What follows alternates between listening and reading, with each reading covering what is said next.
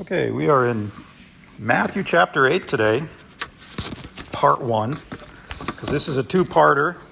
We'll finish it off next week because, as I've mentioned before, the way the Bible's written, these chapter and verse divisions were not in the original scriptures, of course. They came along a few centuries later, and they're pretty good. They help us to find places in the Bible, but they oftentimes break up a single teaching or chain of thought that's going on. So you've actually got chapter 8 and most of chapter 9 are kind of one section. And we'll kind of discuss that in a minute. So we've looked at this, the twofold purpose of Matthew's gospel, which is number one, to prove that Jesus is the Messiah, and that would be to both believing and unbelieving Jews. There may be, of course, unbelieving Jews. Matthew's trying to prove to them that this man, Jesus, is their Messiah. And then for believing Jews, there may be some of them that are having second thoughts or doubts about Jesus. They're wondering, is this the guy that we really need to be putting all our trust in? Can we really believe that he's our Messiah? So Matthew's writing this gospel to prove that Jesus is their Messiah. And then a second purpose of his gospel is to present the kingdom program of God. So the natural question of a Jew back then would be, okay, if Jesus is the king, where's his kingdom? And they've all been raised ever since childhood to believe that there's this coming kingdom. It's all through their Old Testament scriptures. They all understand the physical aspects of this coming kingdom. It's promised all through the prophets, Jeremiah and Isaiah and Ezekiel. It's all through there. So they're waiting for this kingdom, but they're wondering, where is the kingdom? If Jesus is the king, why isn't the kingdom here yet? So that's Matthew's second purpose of his gospel, is to explain this kingdom program of God. Why isn't it here yet? So we've looked at the foundational structure of Matthew's twofold purpose that was laid down in chapters 1 through 7. We looked at his genealogy and his birth. Those both attest to the legal qualifications according to their Old Testament scriptures. And of course, his birth fulfilled all these, some of these great and fundamental Old Testament prophecies. We looked at how the king, according to royal protocol, how a king, there's a protocol with kings. So according to this royal protocol, Jesus had a forerunner, John the Baptist, who preceded him in his appearance to national Israel. We looked at the moral qualities of Jesus, and those have been authenticated by his baptism and his temptations out in the desert. Then Jesus himself, the king himself, begins his ministry by proclaiming the nearness of his kingdom. And he authenticates his message of the nearness of this kingdom by doing what? By performing all these amazing miracles. So, finally, Jesus instructs his disciples. He takes them up on this mountain, or he goes up there and they come up and he teaches them. That's the Sermon on the Mount. He teaches his disciples on the mountain as to the true character of righteousness, which is to be their moral ethic for everyone who's seeking entrance into this kingdom. This is kind of a moral ethic that they're supposed to be living by, and Jesus is describing what true righteousness is, as opposed to this hypocritical outward righteousness that their religious teachers were practicing. So now we kind of go into a new section in Matthew. This is chapters 8, and as I mentioned, most of chapter 9, all the way up till verse 39, 9:39. And so here Matthew is demonstrating the power of the king. Back in Matthew 4:23, Matthew writes of this threefold ministry of Jesus. There was teaching, preaching, and healing. So in chapters 4 through 7, Matthew has already recorded the teaching and the preaching ministries of Jesus. So now in chapters 8 and 9, Matthew is going to show this third aspect of his ministry, which is his power over disease, demons, and even nature itself. So it's important as we go through these miracles, as we look at these miracles, it's kind of significant that we note the type or the character of the miracles that Jesus was performing, because these miracles, the character of these miracles, they testify both to his messiahship, and they also testify to the nearness of the kingdom. So what Jesus is doing through these miracles is he's kind of giving everyone a glimpse or a preview into the kingdom. Other people have done miracles. God used Moses in a powerful way and performed miracles through Moses. But what kind of miracles was Moses performing for the most part? They were plagues, right? So that's how Moses proved his message, was through plagues, miracles of plagues. But Jesus is using miracles of blessing to authenticate his message. So again, this is kind of a glimpse or preview into the coming kingdom, these type of miracles that he's doing. So the first miracle he does is chapter 8, verses 1 through 4, where Jesus cleanses a leper. It says, when he had come down from the mountain, great multitudes followed him. Now, of course, this is continuing on from the Sermon on the Mount. So he's been teaching for 3 chapters up on this mount, and now he comes down and the multitudes follow him. And it says, and behold, a leper came and worshipped him, saying, Lord, if you are willing, you can make me clean. Then Jesus put out his hand and touched him, saying, I am willing, be cleansed. Immediately his leprosy was cleansed. And Jesus said to him, see that you tell no one, but go your way, show yourself to the priest, and offer the gift that Moses commanded as a testimony to them. One of the first things that I noticed when I read this passage was, it says in verse 2, the leper came and worshipped him, saying, Lord, if you are willing, you can make me clean. Now, how is that worship? Typically we think of worship as what we just did here. We sing some worship songs or something like that. But it seems that this leper is worshiping Jesus just in the fact that he's coming and putting his faith in Jesus to heal him, right? If you want to go to a Webster's definition of worship, it says to honor or show reverence for as a divine being or supernatural power, or to regard with great and extravagant respect, honor, or devotion. So I would say, just from looking at that, I would say that one form of worship is when we put our trust, our faith in Jesus to accomplish things or to help us in whatever it is we're doing. We're worshiping Jesus as we go through the day, and we trust in him. As that walk of faith is an act of worship. So he says, Lord, if you are willing, you can make me clean. After healing him, the king, Jesus, orders this leper to fulfill the Mosaic law of Leviticus 14 by showing himself to the priest. If you've ever read that chapter, it's really a whole chapter about leprosy. And it's a very involved process. If somebody has leprosy and they're healed, they're supposed to go to the priest and offer the gift. Well, that's a very, very, very shortened version of what you actually have to do and what the priest has to do. It's a very involved. You should read chapter 14 sometime of Leviticus. There's a lot to it. So Jesus instructs him, commands him to go to the priest and show himself, right? And that would accomplish 2 things. There's 2 reasons or facts that would be accomplished by doing that. It would bear testimony, as it says here, and Jesus said that, to give as a testimony to them. It would prove that Jesus had definitely healed the leper.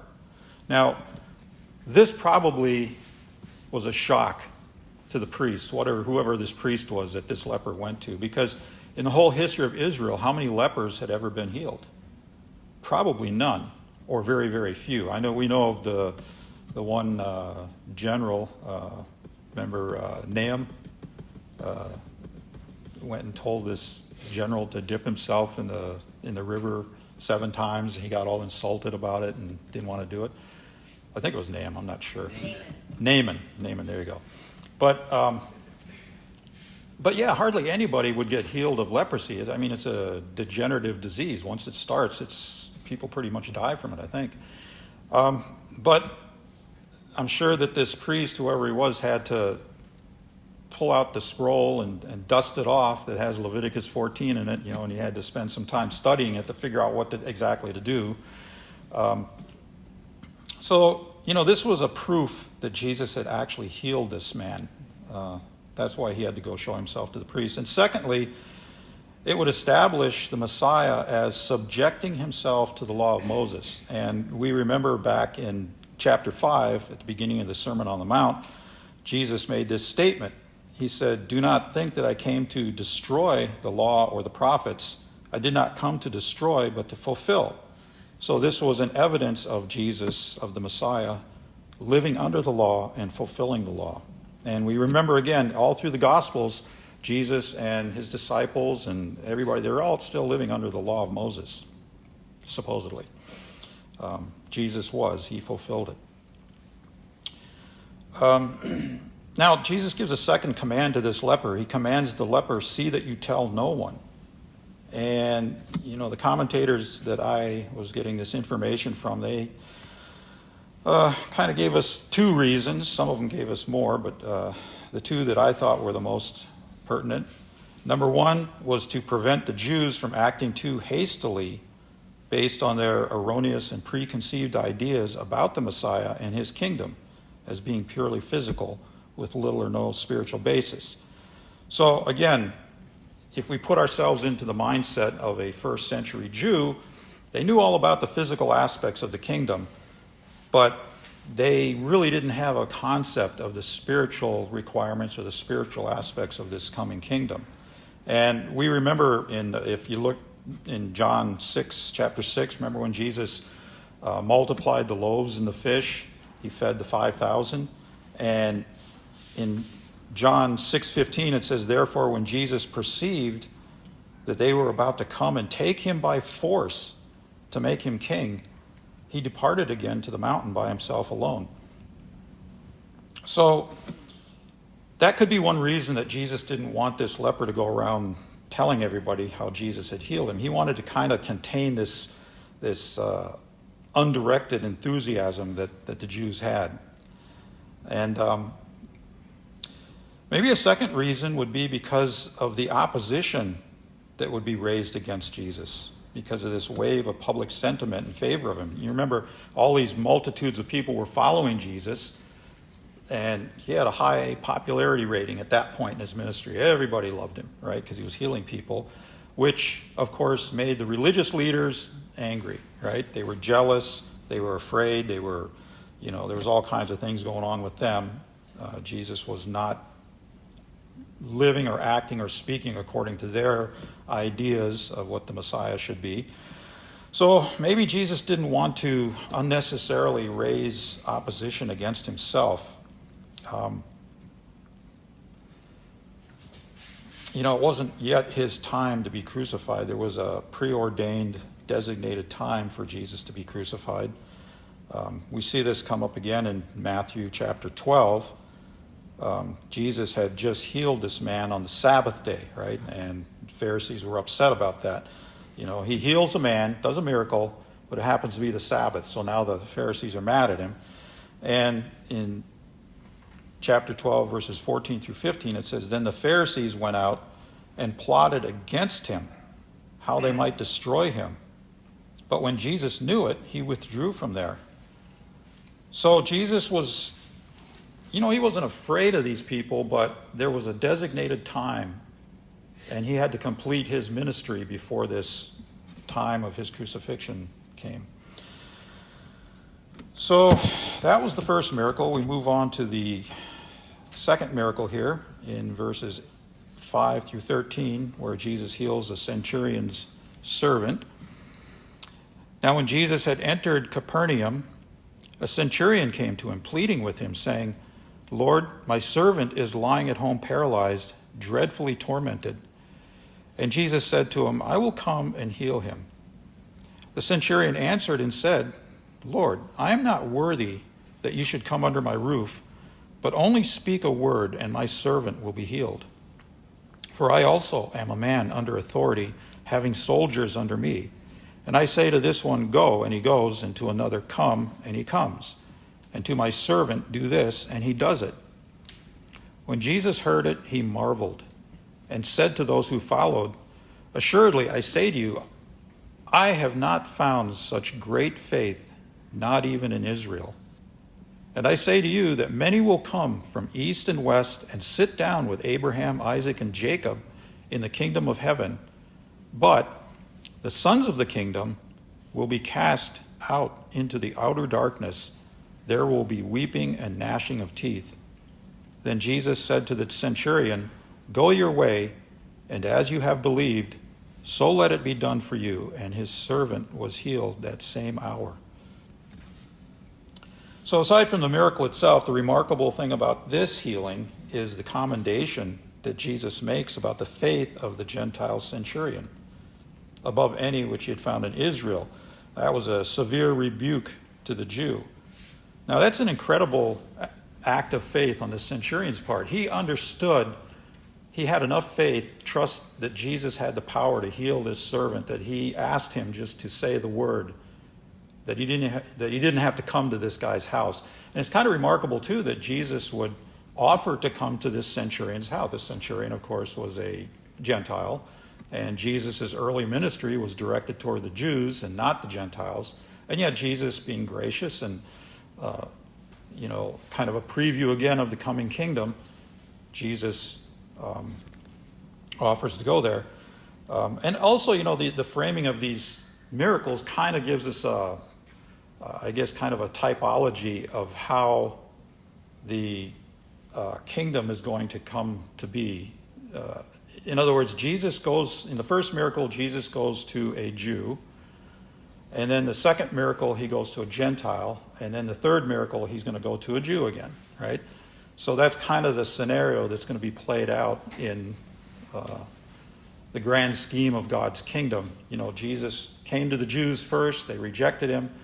Then he went to the Gentiles, and the church age was birthed. And now we're living in the church age, but at some point, the church age is going to come to an end. We're all going to be raptured. The church is going to be off the earth, and then the kingdom program, God's kingdom program for Israel, is going to start up again. The postponement he's got it on timeout right now. It's postponed right now, but it's going to start again, and he's going to direct his attention towards Israel again.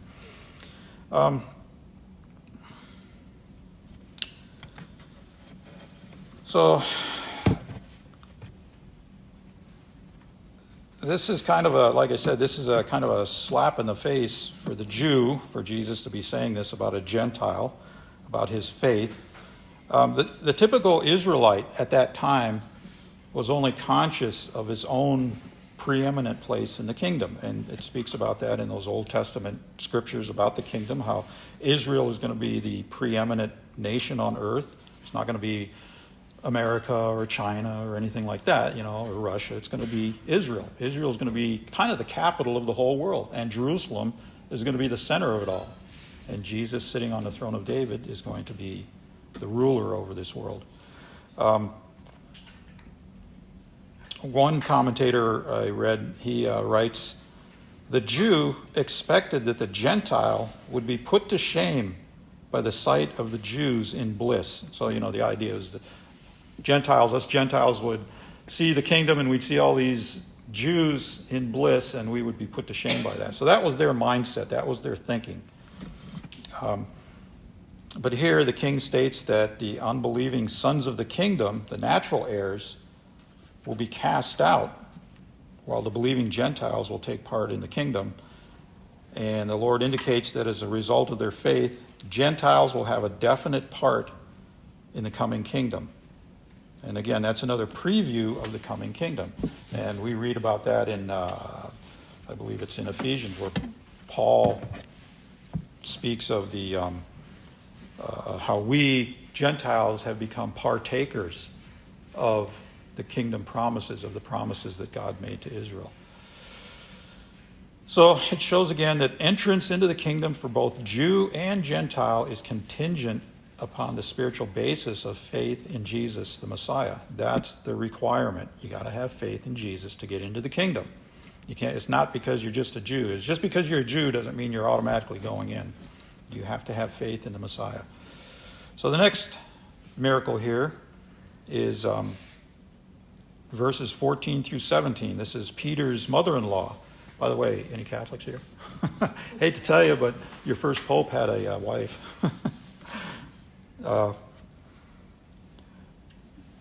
So Peter's mother-in-law is sick, right? It says verses 14 through 17.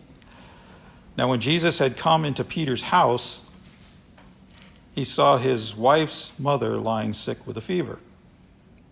So he touched her hand, and the fever left her, and she arose and served them. When evening had come, they brought to him many who were demon-possessed, and he cast out the spirits with a word and healed all who were sick, that it might be fulfilled which was spoken by Isaiah the prophet, saying, He himself took our infirmities and bore our sicknesses. So, as Matthew frequently does in his gospel, he relates this event of healing Peter's mother-in-law, or Peter, yeah, his mother-in-law.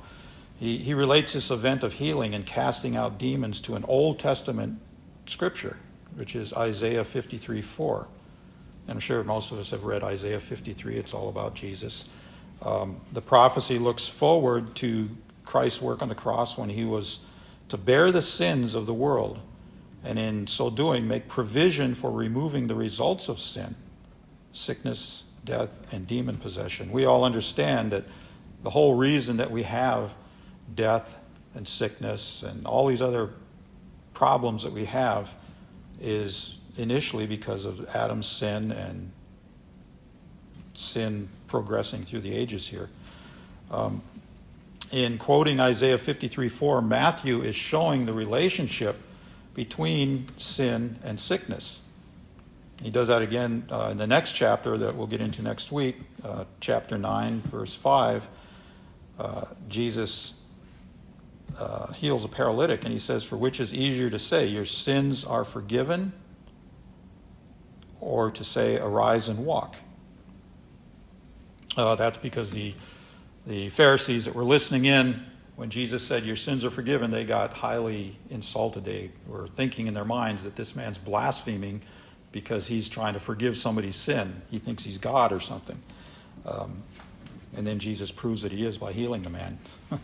So Christ's work of taking away sin on the cross makes possible the removal of sin, disease, deformities in the kingdom and eternity. Some of the blessings of the coming kingdom are being previewed to Israel through the healing ministry of Jesus. So once we enter into this kingdom, it's going to be almost, not quite, but it's going to be almost like the Garden of Eden again. People are going to be living extended lives. There's going to be very, very, I don't know if there's really going to be sickness. People are going to be living these really long lives like they did in the Old Testament.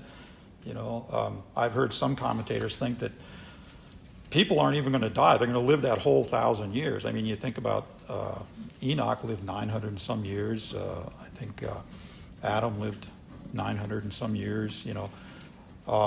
So people, you know, there's some think that it says that if a person dies at 100, people are going to feel sorry for him. He says, oh, he died such a young man. He was only 100 years old, you know. And of course, all these other problems, you know, evil and there's not going to be any crime. So we're kind of getting a look into what the coming kingdom is going to be like through these different miracles that Jesus is performing here.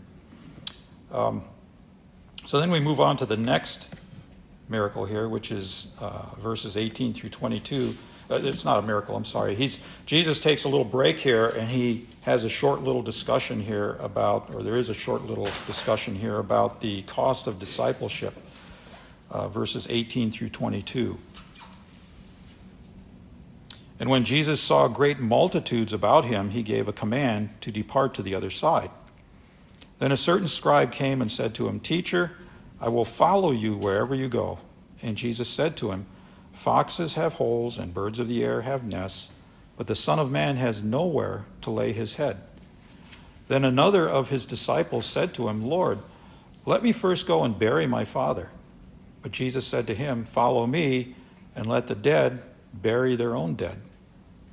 Ooh, that's harsh. So this is talking about the cost of discipleship. The first one we have here is this teacher of the law, this scribe. And, I picture him as being kind of on the younger side. He sounds somewhat impetuous and doesn't really think about what he's saying here. He just kind of blurts this thing out about, following Jesus wherever he goes. But apparently he had the wrong motive in wanting to do that. Jesus wanted disciples, obviously, but only with right motives. He didn't want people following him for wrong motives. So maybe this man was impressed by Jesus and his public popularity. Maybe he's thinking that by being his disciple, it's going to bring him some kind of fame or wealth or something like that. But here Jesus is indicating, he's inferring that really the opposite is true of his disciples. Jesus describes himself as not having any place to, really not having a permanent home. His answer to the scribe was much the same truth as was given in the Sermon on the Mount. In other words, the kingdom requires true righteousness and genuine faith rather than hypocritical external behavior. Kind of sounds like that's what this young man was motivated by, some kind of external show of some sort. So this was the first in this, where he talks about himself being the Son of Man. It says this is the first of numerous times that Jesus referred to himself as Son of Man. And that's a messianic reference that comes from Daniel in the Old Testament, 7:13. And that verse says, I was watching in the night visions, and behold, one like the Son of Man coming with the clouds of heaven. He came to the Ancient of Days, and they brought him near before him. So that passage, and if you read on, it's obviously talking about the Messiah. So Son of God is Jesus' divine name, and we will see the demons in this last miracle that takes place. They refer to Jesus as Son of God. That's his divine name. And then you have Son of David. When you see that phrase, Son of David, that's his Jewish name, because he was, of course, descended from David. And then we have Son of Man, and that's a phrase that Jesus uses of himself. I don't believe any of the other gospel writers say that about Jesus. They list it out. It's actually mentioned quite a few times, but it seems to be mostly Jesus using that phrase about himself. He calls himself Son of Man. So it's the name that links him to the earth and to his mission. It emphasizes his lowliness, his humanity, his suffering and death, his future reign as king. It refers to the union of God and man in the one who was to become the king of Israel. There's actually a technical term that theologians use. It's called a hypostatic union.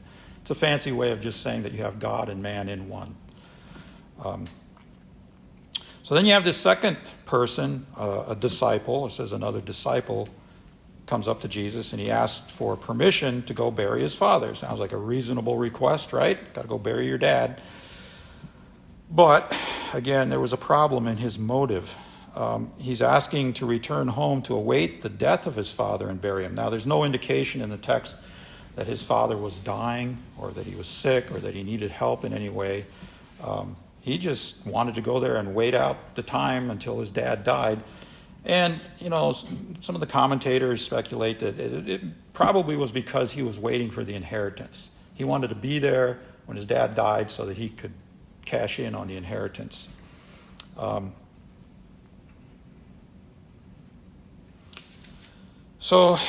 that was a typical thing back in those days. People tended to be with their families for a longer period of time. This is kind of opposite of what, remember the two disciples earlier in Matthew that were in their fishing boat with their dad, and Jesus said, "Follow me," and they immediately left their nets, and they left their boat, and they left their father, and they went and followed Jesus. So his attitude, this man's attitude, was that discipleship was of secondary importance in his life. He kind of had the idea that he could just pick it up and lay it down whenever he wished, and he was placing these material concerns over following Jesus. Now, obviously, we're commanded to take care of our families. In 1 Timothy 5:8, Paul makes the comment. He says, if you don't take care of your family, you're worse than an unbeliever, right? And Jesus himself, when Jesus was on the cross, what did he do about his mother, who was going to be left alone? He commended her to John the Apostle to take care of her, right? So obviously he's not talking about just abandoning your family and all of that, but he's really talking about this man's attitude and his feeling that that discipleship was not that important, that it was secondary or third in his life. It was something that he could take it or leave it as he wished, right? So the king's response to him showed that following Jesus, carried with it the highest priority, and that the physically dead could be attended to by the spiritually dead. So he makes kind of this laconic, almost indifferent sounding statement, right? But Jesus was zeroing in on this guy's wrong motive. So these two incidents regarding material possessions and relations with others, they highlight two aspects of one truth. The king desires single-hearted disciples to learn of him and to work in his harvest fields. Matthew apparently included these two events to show how many Jews back then, and even for us today, many people misunderstand or misunderstood back then what it meant to be a disciple of the king. Both the scribe and the disciple were regarding discipleship as a small thing. So there is a cost to it, and Jesus will come back to that idea here as we go through Matthew. So going on to verses 23 through 27, here's where Jesus has power over nature. The wind and the waves obey Jesus. Verse 23, it says, "Now when he got into a boat, his disciples followed him. And suddenly a great tempest arose on the sea, so that the boat was covered with the waves, but he was asleep. Then his disciples came to him and awoke him, saying, 'Lord, save us, we are perishing.' But he said to them, 'Why are you fearful, O you of little faith?' Then he arose and rebuked the winds and the sea, and there was a great calm. So the men marveled, saying, 'Who can this be that even the winds and the sea obey him?'" So we have almost an exact picture of what's going on here in the Old Testament, in the book of Psalms. Psalm 89:9 says, "You," meaning the you, meaning God, "you rule the raging of the sea. When its waves rise, you still them." And then in Psalm 107, verses 23 through 30, it says, "Those who go down to the sea in ships, who do business on great waters, they see the works of the Lord and his wonders in the deep. For he commands and raises the stormy wind, which lifts up the waves of the sea. They mount up to the heavens. They go down again to the depths. Their soul melts because of trouble. They reel to and fro and stagger like a drunken man and are at their wits' end. Then they cry out to the Lord in their trouble, and he brings them out of their distresses. He calms the storm so that its waves are still. Then they are glad because they are quiet. So he guides them to their desired haven." That's a beautiful picture of what's going on here in this boat. So it's significant that Jesus rebukes the wind and the sea as though they were animated by demons. So here's a question for you. Can demons interact with nature? Can they control the wind and the waves and all that stuff? Well, it seems that they can. We look back in the book of Job. Remember, Satan was given permission to do all these bad things to Job. And one of the things that happened was this wind came across the plain and it blew the house down where all his children were, and they were all killed. So I would suspect that was satanic or demonic activity. Doesn't mean that every time there's a storm, that it's demons or whatever. But, of course, this is on the Sea of Galilee, and the Sea of Galilee is noted for these sudden storms that arise. I guess it's the topography there with the mountains and such. They get these sudden violent storms that come across. One of the interesting things is, of course, all of these the disciples are all fishermen for the most part. And so they're used to being out in these wind and waves and having these sudden storms come upon them. But, we know enough from living around here and such, and anyone that's been on a lake, that when the wind stops, it takes a little while for the waves to stop. The waves keep coming for a little while. Well, here, apparently, not only the wind, but the waves, everything was calm right away. So you can understand how they were just completely marveling at his power to do that. So here Matthew records this miracle as important, not just for the sake of the miracle, but as an instance of the subduing of evil, which again is one of the signs of the nearness of the kingdom. Evil is going to be subdued during the kingdom. Another interesting thing about this is what was happening while this storm was raging initially. Jesus is sleeping in the back of the boat, right? So that kind of points to his humanity. Jesus is a man, fully man, and he must have been just dog tired, right? He's probably had these multitudes of people just following him wherever he goes. He's been healing people, so he must have been just exhausted. And so he's able to sleep through this storm until they wake him up. And of course, he didn't wake up grouchy like we usually do. Why'd you wake me up? So the last miracle here in this chapter is the demon-possessed men, verses 28 through 34. It says, when he had come to the other side, to the country of the Gergesenes, there met him 2 demon-possessed men coming out of the tombs, exceedingly fierce, so that no one could pass that way. And suddenly they cried out, saying, what have we to do with you, Jesus, you Son of God? Have you come here to torment us before the time? Now a good way off from them there was a herd of many swine feeding. So the demons begged him, saying, if you cast us out, permit us to go away into the herd of swine. And he said to them, go. So when they had come out, they went into the herd of swine, and suddenly the whole herd of swine ran violently down the steep place into the sea and perished in the water. Then those who kept them fled, and they went away into the city and told everything, including what had happened to the demon-possessed men. And behold, the whole city came out to meet Jesus.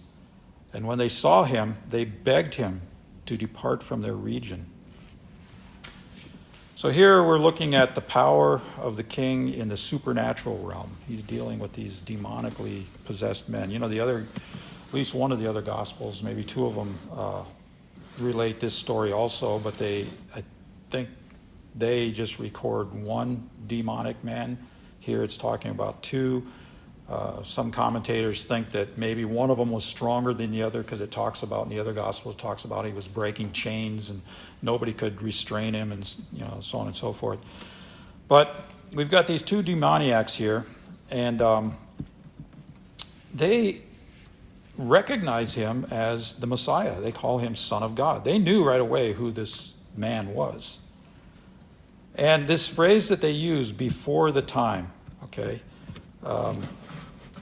they say, have you come here to torment us before the time? It indicates that the demons recognized that there was a time coming when they would be tormented because of the work of the Messiah. Their fear was that the time had come already. That's why they were in such fear and consternation about Jesus showing up. They thought, oh no, is it time already? Matter of fact, a more literal way of translating that statement that they make, have you come here to torment us before the time, they're really saying, you have come too early.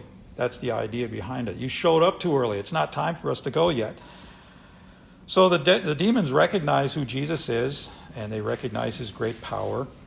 But the inhabitants of this town, Gadara, this region, they do not recognize Jesus and his power, and they ask him to leave. So this is the first recorded instance in Matthew's gospel of opposition to the Messiah, and this is going to kind of set the tone for the rest of his gospel of people opposing Jesus. It would seem from this account that demons prefer to inhabit bodies of some sort. Apparently, I'm not an expert on demonology, and there actually is in theology, if you look at theology books and such, there actually is a section on demonology. There's angelology and demonology, and it talks all about demons and Satan and all of that. Apparently, they don't like just floating around in disembodied spirits. They like to be inside of some kind of a body. So they asked Jesus to go into these swine. Mark records, the Gospel of Mark records, there were about 2,000 of these, so it was a pretty sizable herd. Be interesting, these demoniacs, it said there was multiple demons in them, so you wonder how many demons were inside of these guys, and how many were actually, if the whole herd of swine ran down the hill and drowned, it kind of infers that all of these swine were inhabited by these demonic spirits now. So out of fear, the people there plead with Jesus to depart. The Jews fail to see that the king could give them physical blessings if they would only respond spiritually. That's the part that these first century Jews are missing. They just don't get it yet, that they can have these blessings of the kingdom. Jesus will bring the kingdom in. He's offering it to them if they will respond spiritually. And so far they haven't. So what we're seeing in this chapter, as I mentioned, we're seeing these previews of what life in the kingdom of heaven or the kingdom of God will be like. Sickness, death, deformities, works of Satan. All of these things are going to be greatly diminished. It's almost going to be like Garden of Eden, not quite, but almost. And then the second thing is we see the true meaning and cost of discipleship. And I just want to finish up with one other passage out of Matthew here, where Jesus goes into this idea of discipleship a little bit more. And we'll get to this again in Matthew, but it's in Matthew chapter 16, and it is verses 24 through 27. Then Jesus said to his disciples, "If anyone desires to come after me, let him deny himself and take up his cross and follow me. For whoever desires to save his life will lose it, but whoever loses his life for my sake will find it. For what profit is it to a man if he gains the whole world and loses his own soul? Or what will a man give in exchange for his soul? For the Son of Man will come in the glory of his Father with his angels, and then he will reward each according to his works." So again, this we'll kind of disseminate this passage a little bit more when we get to it, but this idea of taking up our cross, again, we have to differentiate between what salvation is based on and what discipleship is. Salvation is faith alone in Christ alone. It's a simple act of faith. The Gospel of John talks about simply believing in Jesus. I think it's in there 99 times in one way or another. Simply faith, simple belief in Jesus. But discipleship is something more. In discipleship, that's where the idea of picking up our cross and having this deeper commitment to Jesus, that's discipleship. So there is a difference between the two. If you're a believer, you're saved, you have eternal life. But a disciple is the one who receives the rewards. Okay? And it's all, God looks at our hearts. He judges each person individually.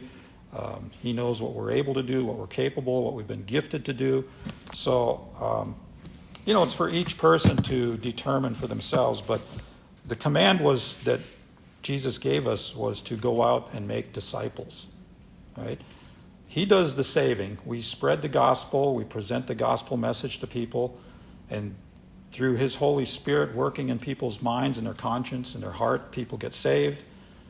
But our job as Christians, as a church, is to go out and make disciples, to try and help each other, to build one another up, to encourage one another, teach one another, to try and help each other move along into discipleship. So that's our job. So that's it for Matthew chapter 8. next week we'll continue in Matthew chapter 9. So, do we want to do one more?